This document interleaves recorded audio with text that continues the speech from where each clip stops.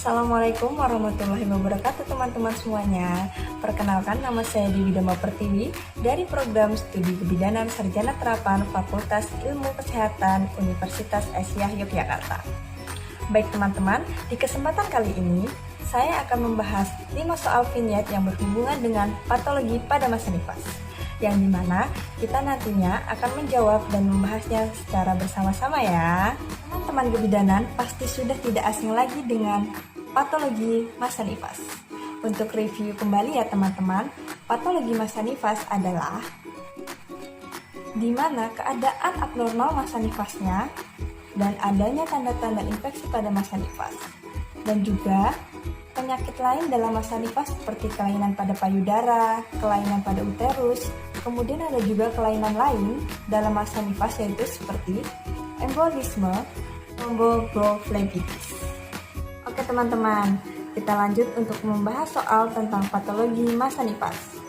Untuk soal yang pertama, seorang perempuan umur 26 tahun P1A0 datang ke PMB dengan keluhan nyeri pada kaki sebelah kanan sejak 1 hari ini. Hasil anamnesisnya, melahirkan 3 hari lalu di PMB dengan riwayat partus lama dan nyeri pada luka jahitan sehingga takut berjalan.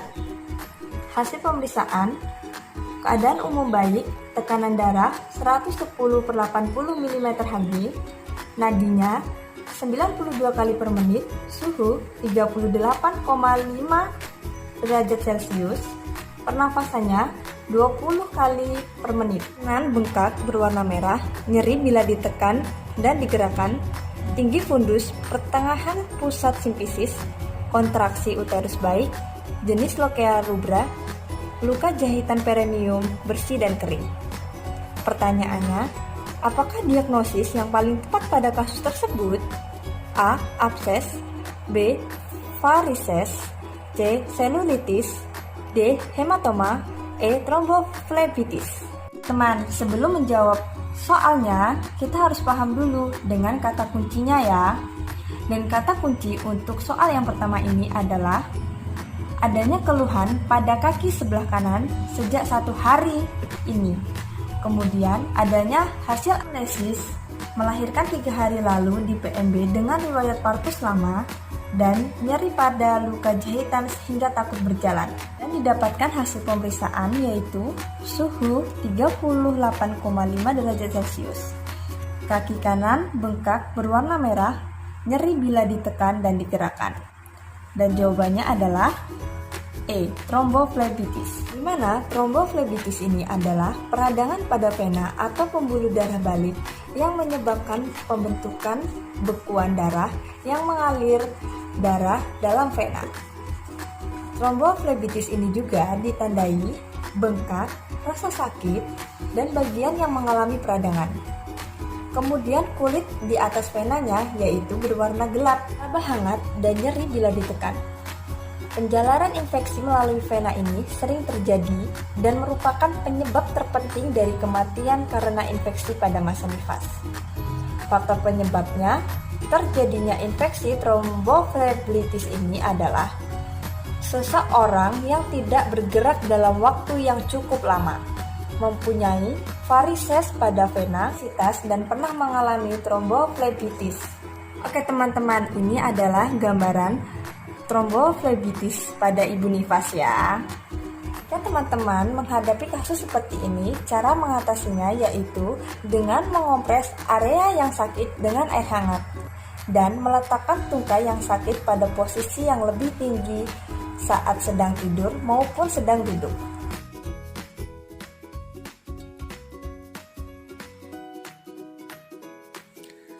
Tinjauan 1. Area kompetensi bidan.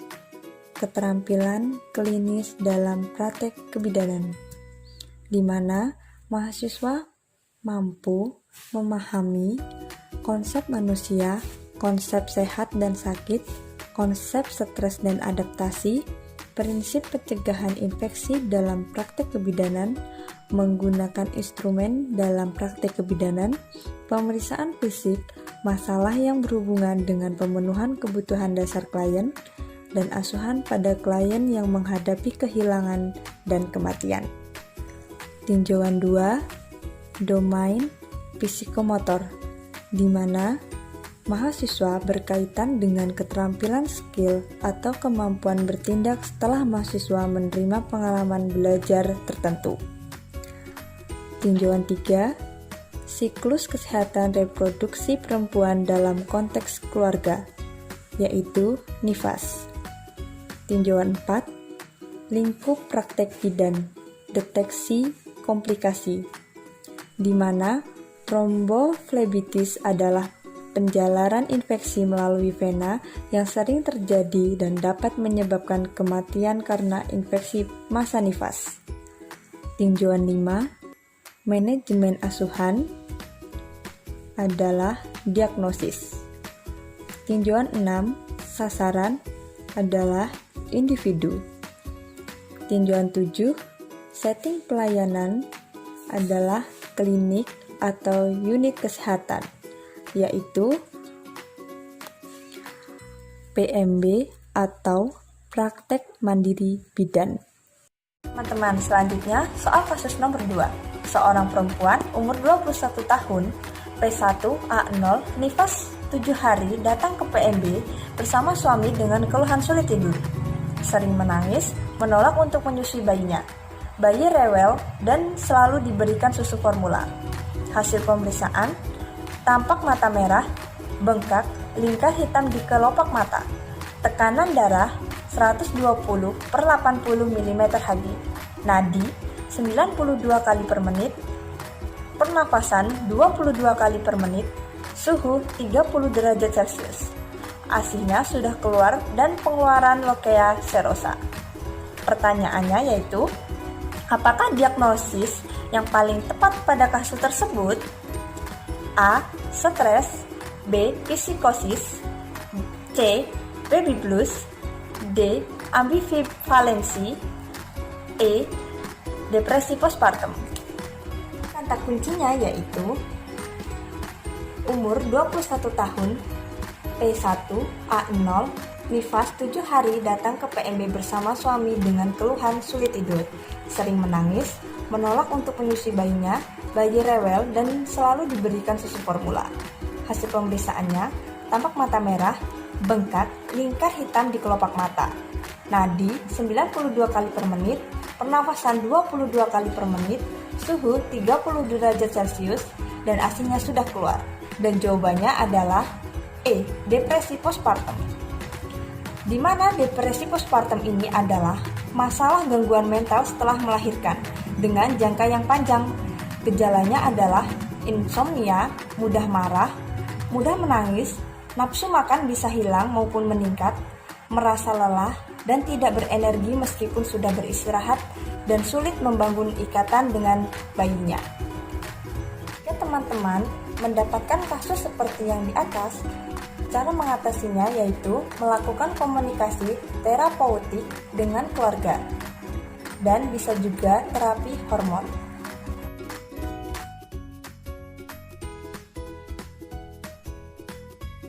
Tinjauan 1. Area kompetensi bidan, yaitu keterampilan klinis dalam praktek kebidanan, di mana mahasiswa dapat memahami konsep manusia, konsep sehat dan sakit, konsep stres dan adaptasi, prinsip pencegahan infeksi dalam praktek kebidanan, menggunakan instrumen dalam praktek kebidanan, pemeriksaan fisik, masalah yang berhubungan dengan pemenuhan kebutuhan dasar klien, dan asuhan pada klien yang menghadapi kehilangan dan kematian. Tinjauan 2, domain adalah psikomotor, di mana mahasiswa berkaitan dengan keterampilan skill atau kemampuan bertindak setelah mahasiswa menerima pengalaman belajar tertentu. Tinjauan 3, siklus kesehatan reproduksi perempuan dalam konteks keluarga, yaitu NIFAS. Tinjauan 4, lingkup praktek bidan, yaitu deteksi komplikasi, di mana jika wanita mengalami depresi pasca melahirkan atau depresi postpartum sebelumnya, maka beresiko lebih tinggi terkena depresi di masa mendatang. Tinjauan 5, manajemen asuhan, yaitu diagnosis. Tinjauan 6, sasaran, yaitu individu. Tinjauan 7, setting pelayanan adalah klinik atau unit kesehatan. Teman-teman, kita lanjut untuk nomor 3. Seorang perempuan umur 27 tahun, P2, A0, nifas 1 hari dengan keluhan daerah genitalianya terasa gatal, nyeri, dan takut membersihkan genitalianya karena ada luka jahitan. Hasil pemeriksaan, tekanan darah 110 per 70 mm Hg, nadi 90 kali per menit, pernafasan 24 kali per menit, suhu 37,5 derajat Celcius. ASI sudah keluar, pengeluaran lokea rubra, terdapat laserasi jalan lahir pada mukosa dan kulit perineum. Keadaan luka masih basah. Pertanyaannya, apakah tindakan yang paling tepat diberikan pada kasus tersebut? A. Membantu pasien mandi. B. Membantu pasien mengganti pembalut. C. Menjaga kebersihan di lingkungan sekitar pasien. Melakukan vulva hygiene dan perawatan luka perineum. E. Membantu pasien untuk mengganti pakaian dan alas tempat tidur. Kata kuncinya adalah keluhan daerah genitalianya terasa gatal, nyeri, dan takut membersihkan genitalianya karena ada luka jahitan. Hasil pemeriksaan, pengeluaran lokea rubra, terdapat laserasi jalan lahir pada mukosa dan kulit perineum. Keadaan luka masih basah. Jawabannya adalah D. Melakukan vulva hygiene dan perawatan luka perineum. Di mana melakukan vulva hygiene dan perawatan luka perineum mempunyai tujuan, yaitu memelihara alat kelamin bagian luar guna mempertahankan kebersihan dan kesehatan alat kelaminnya, serta mencegah terjadinya infeksi. Dan vulva hygiene dan perawatan luka tidak hanya satu perawatan, tetapi rutin dilakukan setiap pagi dan sore sebelum mandi, sesudah BAK dan BAB. Kemudian ceboknya juga harus menggunakan air hangat atau air yang mengalir. Merawat luka jahitan dengan kapas dan betadine. Ini biasanya kita sudah melakukan atau diajarkan sebelum ibu pulang ke rumah ya teman-teman. Kemudian mengganti pembalut setidaknya 4 kali dalam sehari. Saat mencuci genitalianya sebaiknya dari arah depan ke belakang. Dan mengeringkan genitalia menggunakan tisu atau handuk kering. Setelah melakukan, kita harus mencuci tangan dengan sabun dan air bersih.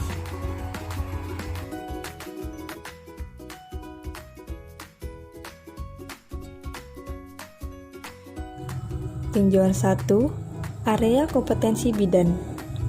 Keterampilan klinis dalam praktek kebidanan, di mana mahasiswa dapat memahami konsep manusia, konsep sehat dan sakit, konsep stres dan adaptasi, prinsip pencegahan infeksi dalam praktek kebidanan, menggunakan instrumen dalam praktek kebidanan, pemeriksaan fisik, masalah yang berhubungan dengan pemenuhan kebutuhan dasar klien, dan asuhan pada klien yang menghadapi kehilangan dan kematian. Tinjauan 2, domain, yaitu psikomotor, di mana mahasiswa berkaitan dengan keterampilan, skill, atau kemampuan bertindak setelah mahasiswa menerima pengalaman belajar tertentu. Tinjauan 3, siklus kesehatan reproduksi perempuan dalam konteks keluarga, yaitu nifas. Tinjauan 4, lingkup praktek bidan, yaitu deteksi komplikasi, di mana luka pada perineum dapat mengakibatkan infeksi akibat masuknya mikroorganisme ke dalam luka perineum. Infeksi dapat terjadi, tetapi sangat kecil kemungkinannya jika luka perineum dirawat dengan baik, seperti melakukan vulva hygiene dan perawatan luka perineum secara rutin. Tinjauan 5, manajemen asuhan, yaitu pelaksanaan. Tinjauan 6, sasaran, yaitu individu. Tinjauan 7, setting pelayanan, yaitu klinik atau unit kesehatan. Soal kasus nomor 4. Seorang perempuan umur 25 tahun, P2, A0, nifas 5 hari, datang ke PMB dengan keluhan payudara bengkak. Hasil anamnesis, payudara nyeri jika disentuh, ASI sudah keluar, bayi tidak mau menyusu, riwayat melahirkan normal, IMD tidak berhasil, hasil pemeriksaan tekanan darah 110/70 mm/Hg 82 kali per menit, pernafasan 20 kali per menit, suhu 37,5 derajat Celcius, tampak puting susu masuk ke dalam atau tenggelam, payudara tegang dan keras. Pertanyaannya, apakah diagnosis awal yang paling tepat pada kasus tersebut? A. Mastitis, B. Retraksi nipple, C. Abses payudara, D. Bendungan ASI, E. Infeksi mamae. Kuncinya yaitu P2A0 nifas 5 hari datang ke PMB dengan keluhan payudara bengkak. Hasil anamnesis, payudara nyeri jika disentuh, ASI sudah keluar, bayi tidak mau menyusu, riwayat melahirkan normal. IMD tidak berhasil, hasil pemeriksaannya suhu 37,5 derajat Celcius, tampak puting susu masuk ke dalam atau tenggelam, payudara tegang dan keras. Jawabannya adalah bendungan ASI. Di mana bendungan ASI adalah bendungan yang terjadi pada kelenjar payudara oleh karena ekspansi dan tekanan dari produksi dan penumpukan ASI. Diagnosis, payudara bengkak, keras, dan tegang. Nyeri pada payudara terjadi 3-5 hari setelah persalinan. Posisi adalah posisi menyusui yang tidak baik, puting susu tenggelam, membatasi menyusui, memberikan susu formula untuk bayi, menggunakan pompa payudara tanpa indikasi sehingga menyebabkan suplai berlebih, implants payudara.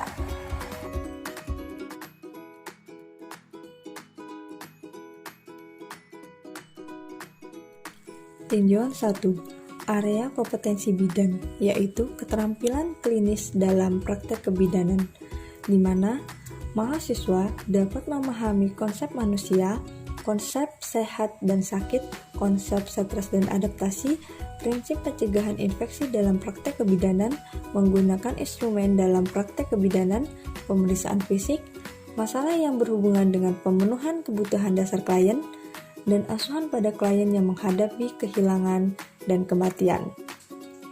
Tinjauan 2. Domain, yaitu psikomotor, di mana mahasiswa berkaitan dengan keterampilan skill atau kemampuan bertindak setelah mahasiswa menerima pengalaman belajar tertentu.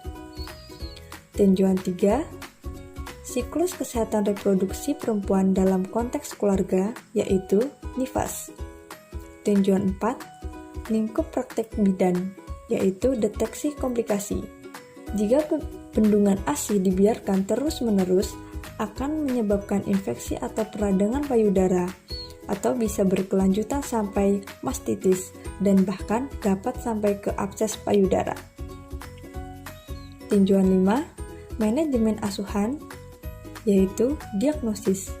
Tinjauan 6. Sasaran, yaitu individu. Tinjauan 7. Setting pelayanan, yaitu klinik atau unit kesehatan. Soal nomor 5. Seorang perempuan umur 22 tahun, P1A0, nifas 4 hari, datang ke PMB dengan keluhan nyeri puting susu saat menyusui. Hasil anamnesis, ASI sudah keluar. Hasil pemeriksaan tekanan darah 110/70 mm/Hg, nadi 80 kali per menit, pernafasan 22 kali per menit, suhu 36,5 derajat Celcius, kedua payudara dan puting susu lecet, tinggi fundus pertengahan simfisis pubis, kontraksi uterus baik, dan jenis Lochia rubra. Pertanyaannya, apakah tindakan yang paling tepat pada kasus tersebut? A. Memberi obat anti nyeri, B. Memberi salep antibiotika, C. Menganjurkan memerah ASI, D.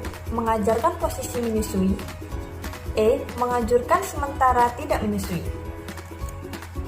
Dan kata kuncinya adalah P1A0, nifas 4 hari, datang ke PMB dengan keluhan nyeri puting susu saat menyusui. Hasil anamnesis, ASI sudah keluar. Hasil pemeriksaan, kedua payudara keras dan puting susu lecet. Dan jawabannya adalah D. Mengajarkan posisi menyusui.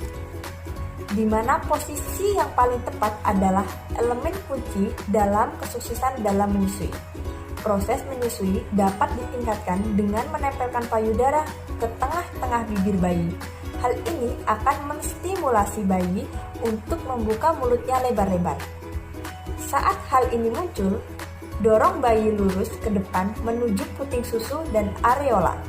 Saat posisi sudah tepat, puting susu dan sebagian besar dari areola akan masuk di dalam mulut bayi. Bibir bayi dan gusinya harus berada di sekeliling areola payudara, tidak hanya pada puting susu saja.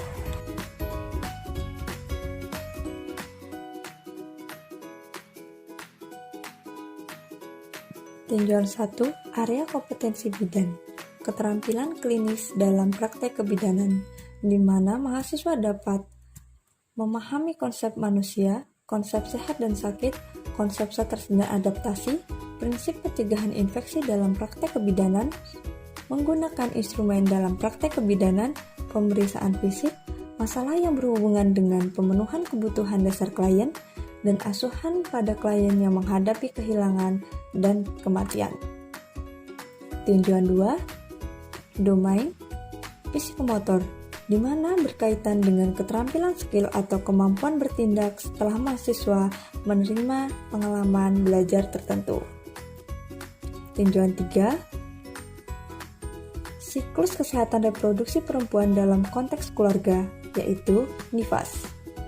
Tinjauan 4. Lingkup praktek bidan, yaitu deteksi komplikasi, di mana posisi menyusui yang salah dibiarkan akan menyebabkan puting susu ibu lecet, sehingga ibu enggan untuk menyusui. Produksi ASI juga berkurang dan bayi menjadi malas untuk menyusu, sehingga membuat ASI sulit terdistribusi. Jika ASI dibiarkan tidak tersalurkan, dapat menimbulkan mastitis. Tinjauan 5. Manajemen asuhan, yaitu pelaksanaan. Tinjauan 6. Sasaran, yaitu individu. Tinjauan 7. Setting pelayanan, yaitu klinik atau unit kesehatan. Masa nifas, sangat mudah bukan untuk menjawab pertanyaan patologi masa nifas ini jika kita paham dengan kata kuncinya. Semoga di kesempatan video kali ini dapat bermanfaat untuk teman-teman yang akan melakukan ujian kompetensi. Terima kasih atas perhatiannya. Wassalamualaikum warahmatullahi wabarakatuh.